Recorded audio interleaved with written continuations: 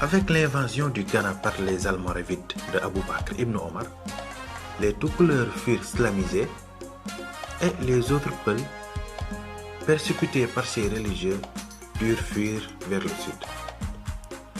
Un premier groupe trouva refuge dans ce qui va être plus tard le Gabou. Un second groupe se réfugia dans le Bundu.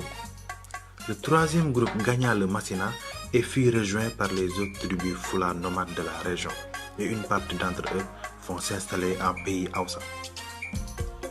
Un quatrième groupe va se sédentariser dans un territoire qu'ils vont eux-mêmes appeler Fouta Djallon. Bien que certains d'entre eux sont devenus sédentaires, une bonne partie est toujours nomade. Ils vont surtout se déplacer dans un axe ouest-est jusqu'à atteindre les régions du lac Tchad et le nord de l'actuel Cameroun.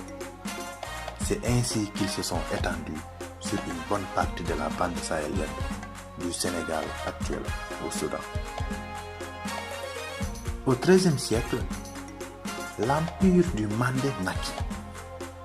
La charte du Mandé énoncée par Soundiata Keita intégra dans la paix des ethnies aussi diverses que sont les Touaregs, les Wolofs, les Songhai, les Djalonké, les Malinké, les Dogons et bien sûr les Peuls.